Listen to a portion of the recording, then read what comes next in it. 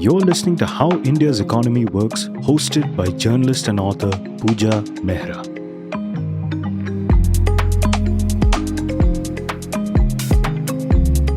Hello, I'm Puja Mehra. The earliest poverty estimates available for India after 1957. A decade after independence, 60% of India's population was in poverty. By the 1990s, when India started liberalizing systematically, the percentage of the population still in poverty had reduced to 45%. That is when India's economic growth picked up and made the sharpest decline in poverty seen anywhere in the world possible. The percentage of population in poverty halved in the next 2 decades to 22% by 2012. After 2012, the picture got fuzzy. The next round of the official survey was due to come out in 2017-18. An initial report on it showed that for the first time in decades, consumption per head in India, that is, the daily living standards, had dropped. This is logical given the debilitating impact of demonetization the previous year on poor households, but the government decided to withdraw the survey, saying it suffered from data quality issues. This had never happened since India started estimating poverty in 1957. Naturally, government didn't want to put out official data that gave economists evidence for the negative impact of demonetization. What this did is that India's official poverty estimates for the years from 2012 to 2024 went into a black hole. Then, on the eve of the Lok Sabha elections in 2024, the government again did something that has never happened before. It released what it called a fact sheet for a new survey. Every time since 1957, all the details of the survey findings necessary for economists to estimate poverty used to be published. This time, all those details were withheld.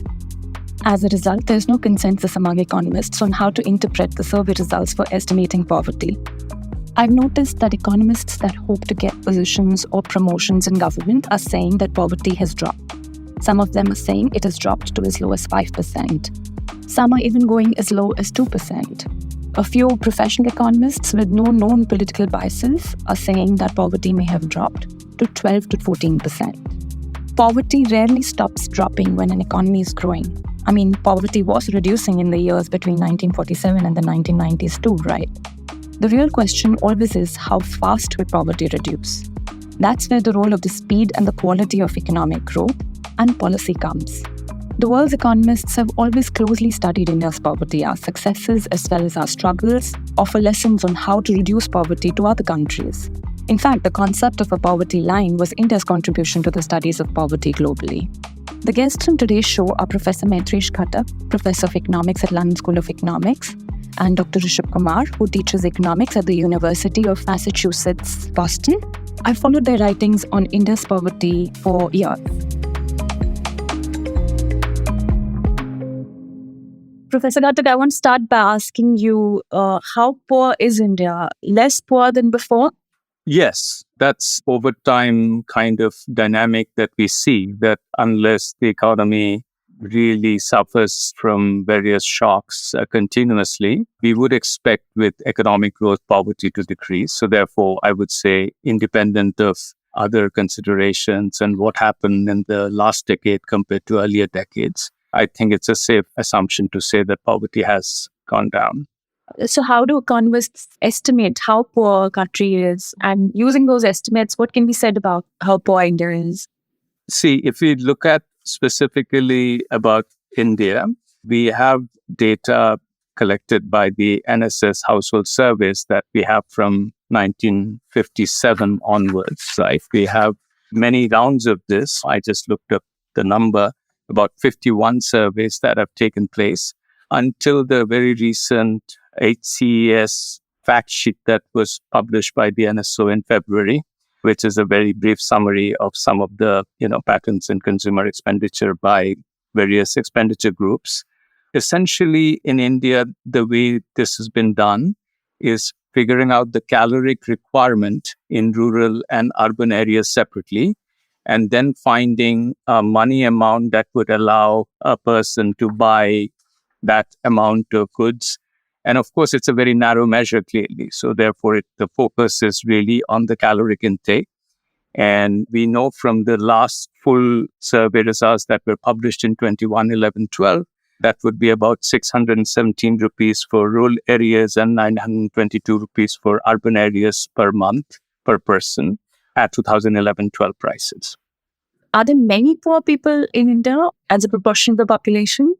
See, in India, whatever characteristic you take that you can measure about humans, there would be lots of people because whatever that percentage, it would hit 1.4 billion, right? So even if something is as low as 1%, say when we talk about the rich, that's still a lot of people. So I would say, yes, whatever estimates we use, if we, for example, use the 21, 11, 12 survey, that's the last kind of comprehensive and officially published numbers we have, 22% of the population. Of course, the population was a bit less than it is now. But yeah, that would be my answer. How is that reduced now as per the latest estimates that we have? So as we know from the various, research and policy pieces that have come out in the last 2-3 months, how perfectly is a matter of debate, but we can infer what has happened to poverty based on this fact sheet. And I would say, based on various estimates that we have seen, even if we take the more conservative Tendulkar poverty line, which I mentioned earlier about the numbers, of course, they have to be updated to current prices. The ranges would be from 3% to what Rishabh and I wrote in one of our articles in the India Forum. 8% would be the range. Some other people have found this to be more higher than that. But that would be the range that we can see from the numbers. Rishabh, let me bring you in at this point. We hear a lot of debate over all the data issues surrounding estimation of poverty in India. I'd like to understand from you what these issues are and in the context of how India counts its poor and why does this become a hotly debated issue? So the basic issue here is that you have a population and you want to put a line that tells you how many people's daily living standards are above this line, how many people's daily living standards are below this line. Those who are below this line are going to be poor. You need some sort of data to actually figure out people's living standards. So how much do the poor consume, how much do the rich consume, which is what these surveys do. And then you need to figure out a line. That is, what is the best representation of the minimum living standard required for, daily existence, what we'd call subsistence. That's basically the poverty line. So in 2011-12, when the NSSO published this consumption survey, which had details about what people consume on a day-to-day basis, they put together a committee, the Planning Commission put a committee, the committee came up with this line, and now we have this new data. We don't yet have a committee that's set up a line. We have lines from the World Bank, which are about 2.15 PPP dollars per day. And from that, we can estimate how many people's daily consumption is above or below that line. Now, one of the things that's changed is it's been a long time since this data was released. So the last release was 2011-12. There was supposed to be one in 2017-18. It wasn't released. And then in 2022-23, they did a survey and the results, like a tabulation of those results, not a very detailed data set, but a tabulation was released in March of this year. So a couple of months before the election. And in this time, one of the things that's happened is that the National Statistical Organization's precision has changed.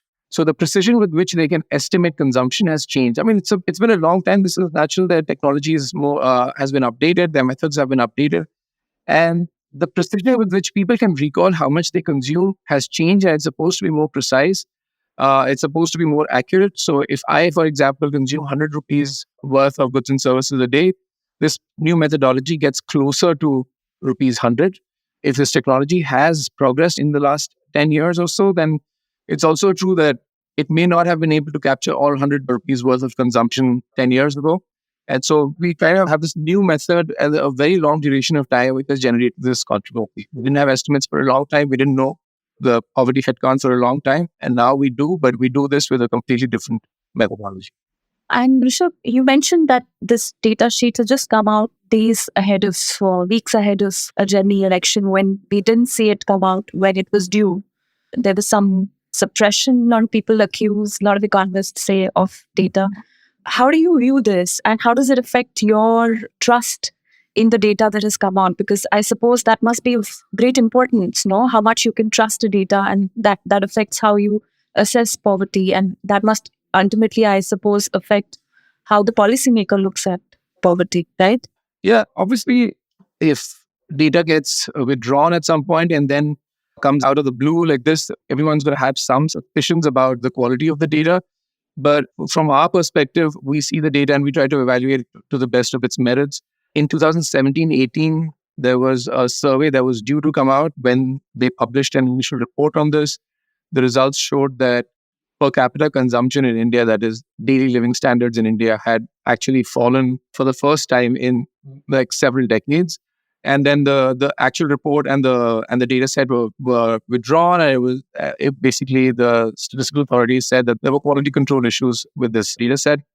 Now this new data set has come out, and the timing is obviously interesting. It's come out a few weeks before an election, and so obviously we view it with more suspicion, because when the release of the data is contingent on what the data says, that's the image we get. 2017-18, the data paints a negative picture and gets withdrawn. And 2022-23, it paints a very optimistic message, which obviously the Indian government is being lauded for in a lot of policy writing.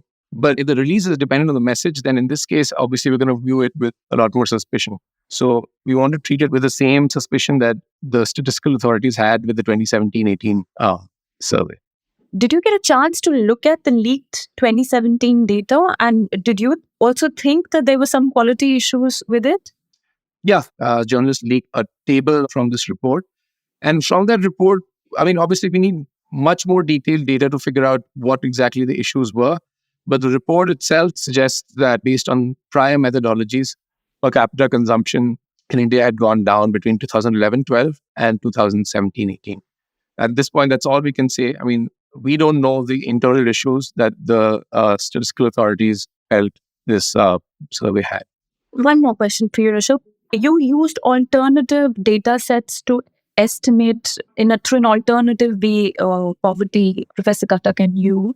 How different are those findings and calculations from what has now come out with the latest data release? Is there a big difference? So we haven't calculated the poverty using our methods for any period after the pandemic, but we were tracking consumption and poverty between 2011-12 up to 2020, so just on the eve of the pandemic. And we used official data sets. We used the Government of India's own labor force surveys. We mapped out the consumption of a household based on the wages of those households. Like we basically matched them across surveys, and we extended this to kind of create a shadow data set or a shadow of consumption in the years in which the Indian government was not releasing data. And they basically exactly tracked the 2017-18, the leaked report. So they kind of predict exactly the same type of stagnancy in consumption that the report was suggesting. So we don't believe that the findings of that report were necessarily out of sync with the facts on the ground. But again, without very detailed data set, we cannot say with precision that if this was or was not the case. Professor Ghatak, could you give us some sense and, if possible, a brief outline of what helped poverty reduction historically in India? It's one thing for us to know the numbers, the percentage of population that is living in poverty. Also to understand how poverty has been reducing historically and how all of that differed from the way, from what we have now. If we take a very kind of big picture, big span kind of time trend in poverty, then in the earliest year that we have numbers for, 1957, it was close to 60%. And if you take even at the onset of kind of liberalization, right? If you look at the average between rural and urban areas, it was still 45% using the Tendulkar line that I referred to earlier. And the latest year for which we have detailed data, that was about 22%. So if you just focus more maybe in the last 3 decades, since liberalization, it's still a sharp decline from about 45% in the early 90s. 93, 94 was when we have those numbers from. And then to about 22%, nearly halving of that. And clearly, as I said, the earliest numbers are even higher. So I would say there are, certain broad conclusions we can draw from people who have worked on this. And I think the Indian poverty data, both for the size of the country as well as our data infrastructure being quite advanced. So it's something that both national and international researchers have taken almost like a laboratory for understanding trends in poverty over time. So clearly, growth has played a role. So people have actually done this as rigorously as you can. And while initially the poverty has been shown a declining trend since even the late 50s, right? And there is some correlation with growth that is very much there. And there is also an accelerated decline since liberalization. I think that's also a reasonably safe conclusion to make until 2011-12, for which we have the latest detailed numbers. So people, for example, Martin Ravalian, Gaurav Dutt, Rinku Murgai have a paper where they study this broad time trend, for over the 60-year period. And they have identified that there's been a change in the qualitative pattern as to what kind of growth was driving poverty reduction, saying in the pre-90s period, poverty reduction was largely driven by rural growth. Whereas post-liberalization, urban growth has been a driver for reduction in both urban poverty and rural poverty, which was always higher than that of urban poverty. That has nearly shown a pattern of convergence to urban poverty. So clearly, growth plays a role, but that's also, just to give an analogy, that if the sun comes out, all areas get light. Now, how much light an area gets, that would depend, of course, on various geographic and features of the place. So therefore, the fact that general rise in prosperity, and, we all know that GDP is just the sum total of everybody's income. So that of billionaires to very poor people. So clearly, it has to have some correlation with, since it's the total, presumably it would affect the income or expenditure levels of all groups. So the question then becomes is what we economists, our sort of pet term here is the elasticity, as to how much of this total growth is essentially leading to poverty reduction over the various phases. But I would still say, just to go through the list of factors, growth will in general tend to almost mechanically reduce poverty, but the speed of that would depend on policy and the nature of growth. Because in the end, how will growth, for example, say there's been, say, some sectors, say software exports that in the late 90s took off. So that obviously helped India's growth rate, that's not the only factor, but it clearly helped boost the growth rate, right? Now, those were the techies and the people who were investing in that. So those were not poor to start. So therefore, there has to be some trickle-down process of transmission of growth impulses to the economy, right? It would basically create demand for unskilled labor, skilled labor, urbanization. People would migrate to the urban centers. And once again, this is something that we should always keep in mind, that in the end, the labor market plays a huge role in converting growth impulses to what actually happens to the lives of the poor, through A, increase in wages, and B, greater employment prospects. So clearly, that's how growth in the end knocks at the doorsteps of the poor or pretty much everybody else, how the job market and the labor market behaves. But policy plays a role, because if you're very poor, you may not be in a position to take advantage of some of those growth opportunities. If you're in a very isolated area where, even migrating to cities where there are more economic opportunities may be difficult for you.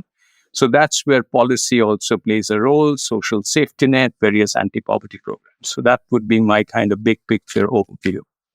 Would that mean that if different governments and different policies were to focus on different segments of the economy, so I guess if somebody was to focus on developing the agriculture sector, for instance, that would show faster poverty reduction, or it doesn't work like that? I think it does work like that, because in the end, as I said, growth is a very mechanical metric, right? As I said, that suppose there's a construction boom in Gurgaon. Clearly, that's growth that will show up in the GDP numbers. Now, how will it in some ways affect poverty? Clearly, those living nearby, they would have more jobs. They can set up various, informal shops and self-employment opportunities, as well as work in the, formal, informal sector, domestic labor, all of that. So that would happen, but it would also, in a way, limit how much it can percolate unless there's a lot of migration that keeps on happening. So therefore, migration is something to keep in mind. But in general, though, I would say a much more first order effect can be expected, since poverty, the bulk of the poor do live in rural areas, is something that lead to agricultural productivity growth, greater employment opportunities in agriculture.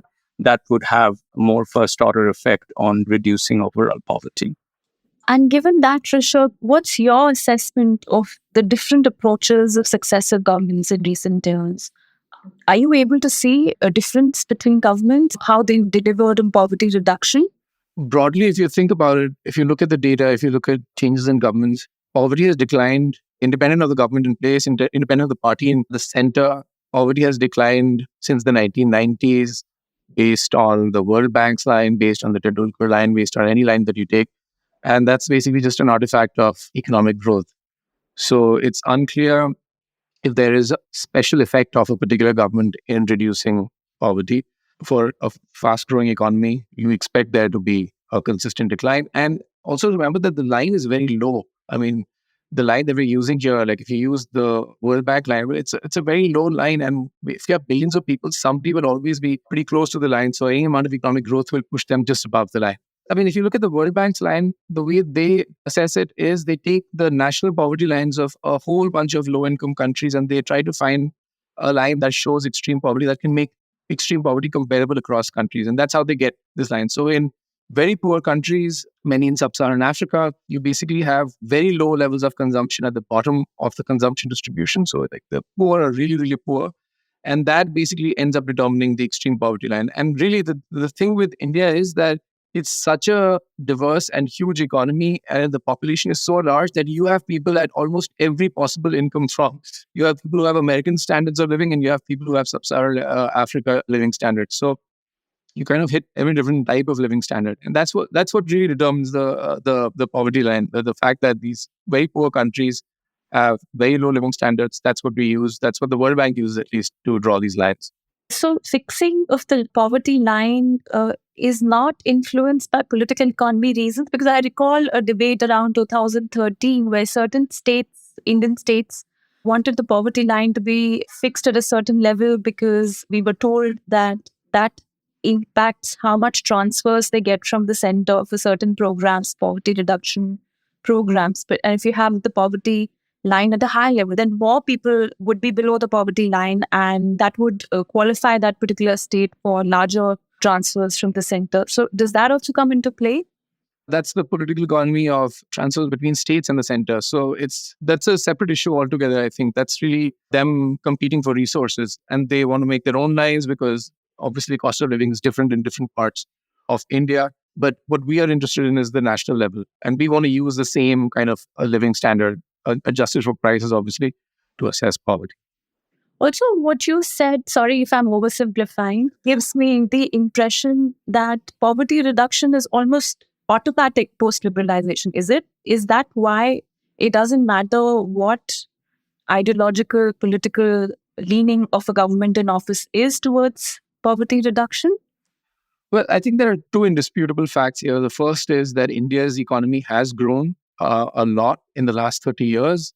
And the second is that there's a lot of low-hanging fruit. When you have a lot of poverty, a lot of people living below this poverty line, economic growth will push people inevitably over this poverty line. So if you continue economic growth for 100 years, obviously, eventually everyone will move out of a very low bar. Like the bar is so low that you can move a whole bunch of people out. But I think what matters, like what Maitreesh was saying earlier, is the speed of decline. And you can say that the influence of policy in this case could have been to completely eliminate it with one big push towards poverty decline. But really, it's kind of a steady decline over time. So really, what they use a lot, what's benefited the poor a lot, is just economic growth in the long run. I wouldn't say that there's been a particular role of specific government in accelerating the rate of poverty decline. So the rate of reduction has remained constant, is it? There is no acceleration.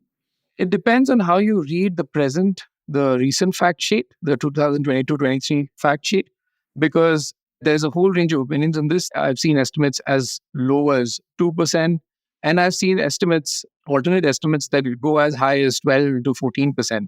Right now, the main controversy is what exactly the poverty line should be for this new data set. We have data, we know how much people consume. We don't know what the benchmark is for defining poverty because they haven't set up a new line. The only thing that's happening so far is they've been updating the numbers from 2011-12 using the Tendulkar line or the World Bank poverty line. But this new fact sheet, once it is released in a more detailed form, will be the basis of new inflation calculations, the new CPI, the Rural Consumer Price Index, and the Urban Consumer Price Index. So all these numbers are going to be updated. Even the national accounts, the deflators that they use, they will all change once this detailed data comes out. Until we have a new line, we cannot firmly say whether the number is 2% or it's 9%. We know how much people consume according to this data set, but we need to figure out what defines poverty. And that really has to come out of some sort of committee. Professor Maitreesh, I'd like you to build on what Rishabh is saying, that we don't have adequate information right now to decide what the new poverty line is. And that's why our understanding of how quickly poverty has reduced since 2011-12, when the last poverty line was fixed. Am I right? Is this what has happened? So I think just to elaborate on what Rishabh said, see, if your salary in 2011-12 was something, and you go on the job market now and you get a new wage offer, how will you compare the two, right? Because prices have changed, your own consumption pattern may have changed, where you live, etc. All that matters, right? This is just a everyday example to clarify the idea. So essentially what happens every time this detailed survey results come out, and the last one we have is from the 2011-12 one, is we figure out how much money or what consumer goods basket would allow you to get a certain caloric intake, right? And then depending on current prices, where typically it's lower for rural areas, higher for urban areas. For obviously urban areas, things are more, cost of living is higher. And after that, what happens is you use the expenditure patterns from these surveys to then come up with your consumer price index that is used not just for poverty context, but everything. When you say CPI shows 5% rise or 7% rise, you're taking that expenditure pattern of 2011-12 of the average person. And then you're saying to get that same basket, say 5 years later, 10 years later, how much extra money would you need? So this is just the standard indexing problem. So I think what Rishabh is pointing out, and as both of us working in this topic together, we have tried certain calculations to do this, that since we do not have the detailed consumer expenditure patterns, right? All we can do is take those numbers that I read out earlier from 2011-12 and multiply them in a compounded way with say inflation rate over the years, right? But remember, we are using the original number, the 12 years old number, and then we are using an average inflation rate. It may be different for rural areas, it will be different from urban areas, and then consumer expenditure patterns are changing. So maybe people need less money to buy some of the old goods, and some of those old goods are not so needed anyway for your caloric intake. So this is the kind of really black box, what would seem to an outsider of a black box as to how do you come up with this thing. And I think that's the core problem. So if we have the details now, then we can do backwards and forwards comparison. We can take the current consumer expenditure basket that would allow people this caloric intake, right, at current prices. And then you can backward extrapolate to 2011-12 and say, at the current expenditure patterns, what money that would have been needed then to buy this. And that would typically be, I don't want to bore your audience with the typical price index, things that we read in textbooks, right? But you can do this calculation, but you can also take that, suppose with time machine, you take some person who was in 2011-12 and just drop that person in the current era, and he or she still wants to use that old basket, doesn't care about the new things that have come up. At the current prices, how much money would that person need to buy this? So this, in our view, is something that all the experts would agree on. There's disagreement on some of the other things as to whether the new consumer expenditure schedule, the survey, how the data has collected, is it really comparable with the earlier rounds? And experts have different opinions on it. That's a different debate. But this basic fact that we need a report that says, based on the current consumer patterns, what is the new Tendulkar line? Then we would be able to give a concrete answer. So, given that, we have incomplete information, given that we have data issues, also given the historic record and the pace of reduction of poverty, I'd like you to sum up your assessment on how India has done overall on poverty reduction. Can we feel satisfied with what we have done, or did we need to do more? I do think that right now we are in a bit of a limbo in terms of how to interpret the current numbers, because if the numbers, there was no controversy, so the experts could all converge on yes, it's 3%, or yes, it's 5%, or yes, it's 8%, whatever it is, right? In that case, we would have to then ask ourselves that given the growth patterns that we have seen over the last decade or the decade before, could we have done more, right? And there, the question is, what is it that would have happened spontaneously versus what is the role of, for example, some of the transfer schemes that we have, such as the public distribution system? They were enhanced during the pandemic because of the shock that the whole economy was experiencing. And they are still in place. So that may have contributed to this reduction. So therefore, I would say that, look, in the end, growth is a necessary condition for poverty reduction. Without growth, it is very hard. There are limits to which you can redistribute if the economy is stagnant, right? However, pro-poor policies, your policies are, you still are going to struggle with essentially having tax and transfer schemes to do that. So clearly growth is necessary, but I think everybody can agree also that growth is not sufficient. So you can create, say, two parallel countries which are identical in all respects and the economies are growing in the same way in both countries, but one country takes more deliberate policy, whether it's Manrega, whether it's food distribution, then clearly that would matter. How much, it's hard to put a quantitative number, because that is where one would have to come up with some hypothetical counterfactual as to, okay, because ideally we don't have these neat comparisons of a country that didn't have these, pro-poor policies, but was growing at a similar rate. So that is something I wouldn't want to venture into. But I would say that clearly both things matter. But that always has to be kept with the caveat that growth is, in the end, through the labor market. It's a machine that needs to keep chugging along for serious long-term reduction in poverty. And Rishabh, Dr. Arvind Subramanian had said when he was chief economic advisor that India has done exceedingly well on poverty reduction. So do you agree with that assessment? I'm talking in terms of, as a country, have we sort of tackled with this problem of poverty? How have we done there? If we can't say that for the current new data that has come out because it's not adequate, can we say it until, the time where the last available data was? I'll say a few things on this. The first is that we should remember, even today, India is still a $2,500 GDP per capita economy. And according to the latest estimates, 90% of the population does not make this income. So this is just the average GDP divided by the population. So 90% of the population makes less than $2,500 a year. India's urbanization is slow. So we haven't urbanized as fast as we should have over the last 70 or so years.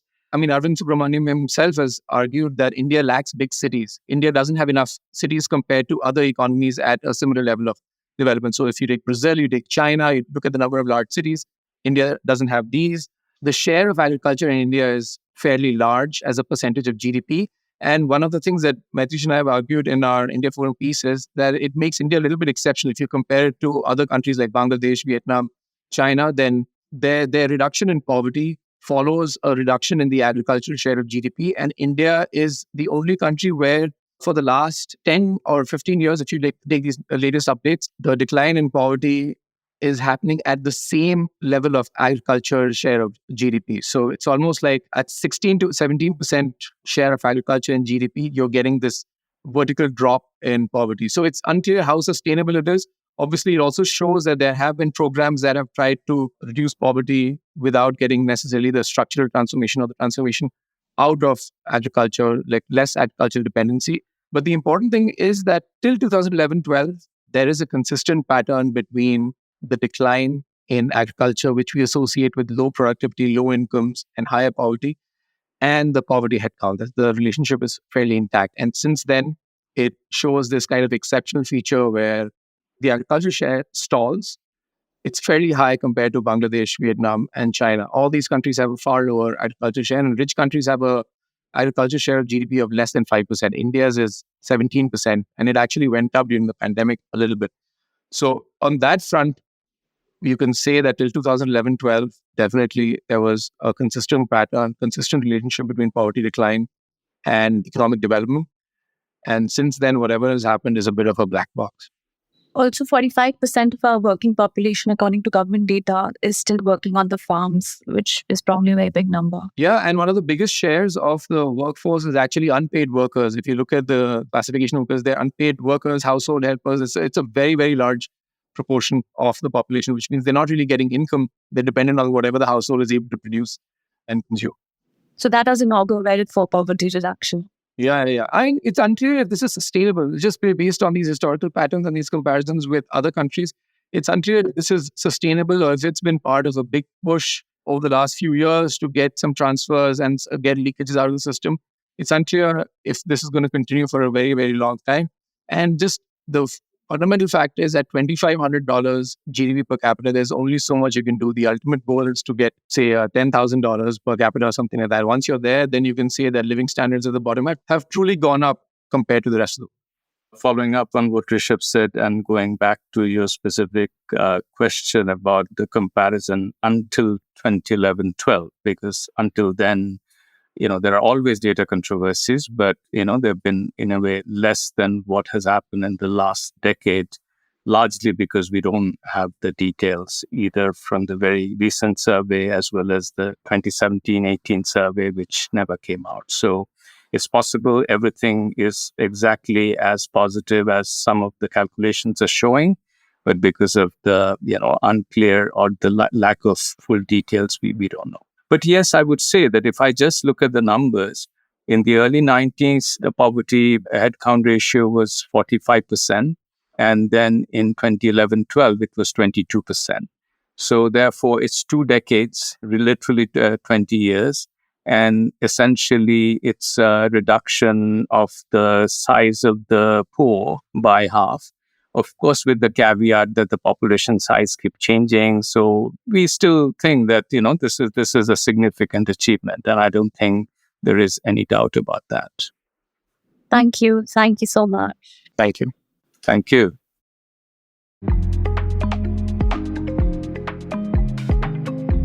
When a country is as poor as India is, poverty reduction becomes the top priority for the economy. But it isn't easy to do. Growth helps, but can't guarantee poverty reduction. Carefully made policies are needed too. And yes, as the Junk survey shows, thoughtless experiments like demonetization can reverse progress and perhaps even increase poverty.